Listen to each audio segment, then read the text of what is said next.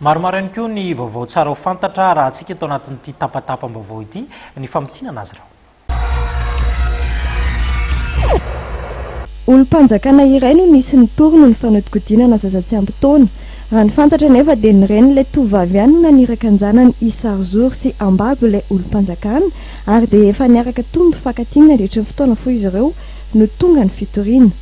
Ny tanjona moa dia ny anireny ilay olom-panjakana Andovolabe.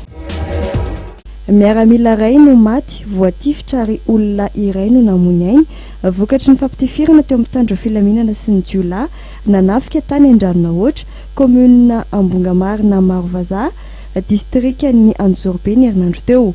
Raha fanazavana dia petsena enina nitondra bisikileta no nisakana jiolahy enina nitondra basy. Tafatsoaka ireo petsena ka niantso ny miaramila ny tasy avy hatrany avy tao amin'ny tanànan'ny Ankazongoaika ary niaraka tamin'ny fokon'olona izy ireo no nanao ny fanarahan-dia ary dia izao nifara tamin'ny fampitifirana sy famozana ny olona izao.